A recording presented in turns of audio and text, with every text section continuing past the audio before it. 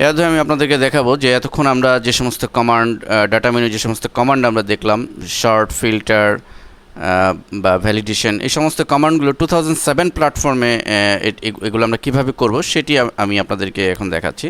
দেখুন, প্রথমেই আমরা এই ডাটার উপরে সাপোজ আমরা যদি শর্ট করতে চাই, আমরা কার্সর এখানে রাখলাম এবং এটি আমরা মূলত পাবো ডাটা মেনুতে। তো ডাটা মেনুতে ক্লিক করার সাথে সাথে ভার্টিক্যালি এর কমান্ডগুলো এখানে অ্যারেঞ্জমেন্ট আমরা দেখতে পাচ্ছি। তো এখানে আমরা প্রথমেই আমরা দেখব যে শর্ট, দেখুন শর্ট অ্যান্ড ফিল্টার নামে একটি বিভাগই রয়েছে। তো এইখানে আমরা শর্টে ক্লিক করব। তো শর্টে ক্লিক করলে পরে আমাদের সামনে ডায়লগ বক্স আসবে। তো সেখান থেকে শর্ট বাই, এটি আমরা কোনটা শর্ট করব সেটা আমরা এখানে ডিফাইন করে দেবো। আমরা যদি চাই স্যালারি, আমরা স্যালারি সিলেক্ট করলাম এবং এখান থেকে অর্ডার দিয়ে দিব যে কী ধরনের আমরা শর্ট করতে চাই, স্মলেস্ট টু লার্জেস্ট, মানে ছোট থেকে বড় চাই নাকি লার্জেস্ট টু স্মল, বড় থেকে ছোট। আমরা যদি লাইক ছোট থেকে বড় চাই, স্মলেস্ট টু লার্জেস্ট, এটি দিয়ে যদি আমরা ওকে দেই, তো আমরা লক্ষ্য করুন আমরা অলরেডি দেখতে পাচ্ছি যে ছোট থেকে বড় আকারে শর্টিং হয়েছে। তো মূলত শর্টিংয়ে আরও অপশন আছে। আমরা এই শর্টে গেলে আমরা যে ডায়লগ বক্সে বিভিন্ন অপশনে ক্লিক করে আমরা দেখে নিতে পারবো, আরও বিভিন্ন ধরনের শর্টিং আমরা করতে পারবো। তো ঠিক একইভাবে আমরা যদি ফিল্টার করতে চাই, আমরা 2007 প্ল্যাটফর্মে একইভাবে ডাটা মেনুর আন্ডারই আমরা ফিল্টার পাবো। ফিল্টারে ক্লিক করছি আমরা। তো এখানে দেখুন ফিল্টার আমাদের আগের ভার্সনের থেকে এই ভার্সনে আমরা বিশেষ কিছু সুবিধা পাচ্ছি। ফিল্টার কমান্ড দেওয়ার সাথে সাথে ঠিক আমাদের এই ফিল্ডেই কিন্তু অটোমেটিকলি একটা কম্বো বক্স তৈরি হয়ে গিয়েছে। আমাদের উপরে আবার নতুন করে আমরা ক্লিক করতে হয়নি। এখানে আমাদের জাস্ট এই পয়েন্টে যদি আমরা ক্লিক করি, তো আমাদের কীভাবে ফিল্টার করব সেটি আমরা এখানে পাবো। আমরা এখানে সিলেক্ট অল রয়েছে, আমরা যদি টিক চিহ্ন উঠিয়ে দিই, এখন কোনটি সিলেক্ট করব। লাইক আমরা যদি সাপোজ আমরা এখানে ধরুন অফিসারদের ডাটা দেখতে চাই, তাহলে অফিসার এটি টিক চিহ্ন দিয়ে যদি ওকে দিই, দেখুন শুধু অফিসারদের ডাটা আমাদেরকে শো করছে। এবং আমরা আবার পুনরায় ফিরে গিয়ে যদি সাপোজ আমরা শুধু অফিসার উঠিয়ে দিয়ে ম্যানেজার শো করতে চাই, ওকে দিচ্ছি, তো শুধু ম্যানেজারদের ডাটা আমাদের এখানে শো করবে।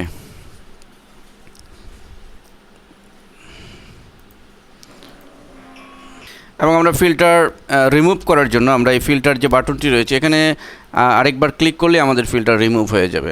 মোট কথা আগের ভার্সনগুলোর চেয়ে আমাদের 2007-এ এই শর্টিং বা ফিল্টারিংকে অনেক বেশি কমফোর্টেবল করা হয়েছে।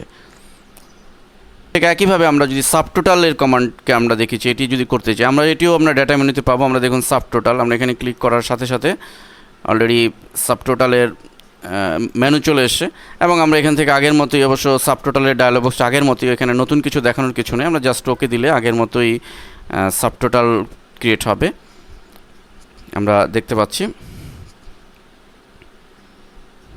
ঠিক একইভাবে আমরা যদি ভ্যালিডেশনের কমান্ডটিও এখানে ইউজ করতে চাই, অর্থাৎ আমরা আমাদের যে ভ্যালিডেশনের যে ডাটা, অর্থাৎ এই কলামে আমাদের যে সমস্ত নিউমেরিক ডাটা আমরা ইনপুট করব, সেখানে যদি ভুল হয়, মিস্টেক হয়, অথবা আমাদের লিমিটের বাইরে কোনো সংখ্যা বসে যায়, সেক্ষেত্রে যদি কম্পিউটার সিগন্যাল দেয়, এ ধরনের করতে চাই, তো সেক্ষেত্রেও আমরা একইভাবে এটিকে সিলেক্ট করব এবং সেটিও আমরা পাবো ডাটা মেনুতে এবং ডাটা ভ্যালিডেশন, এখানে ক্লিক করব এবং আমরা অ্যালাও কম্বো বক্স হতে এখান থেকে ডেসিমেল সিলেক্ট করে দিব। এই ডায়লগ বক্স মূলত আগের যে ভ্যালিডেশনের যে কমান্ড একই। তারপরও আমি দেখাচ্ছি ইনপুট মেসেজ, এখানে সেটিংসে আমাদের ডেসিমেল নির্বাচনের পরে আমরা এখান থেকে বিটুইন দিতে পারি, অথবা আমরা যদি চাই যে greater than or equal to, অর্থাৎ এর বেশি কোনো সংখ্যা, অর্থাৎ আমরা ধরে নিই যে আমাদের স্টাফদের স্যালারি ৬,০০০ টাকার উপরে কারণেই, সো আমরা ৬,০০০ টাকার উপরে কোনো সংখ্যা ইনপুট হলেই যেন কম্পিউটার মেসেজ দেয়, সেটি আমরা করার জন্য এখানে ৬,০০০ লিখলাম। ইনপুট মেসেজে আমরা যে কোনো কিছু দিতে পারি, সাপোজ এখানে আমরা দিতে পারি সরি ইউ রং টাইপ, দেন ওকে। তো ভ্যালিডেশন আমরা সিলেক্ট করলাম। এখন ধরুন আমি টাইপ করছি ৪,০০০ এবং আমি,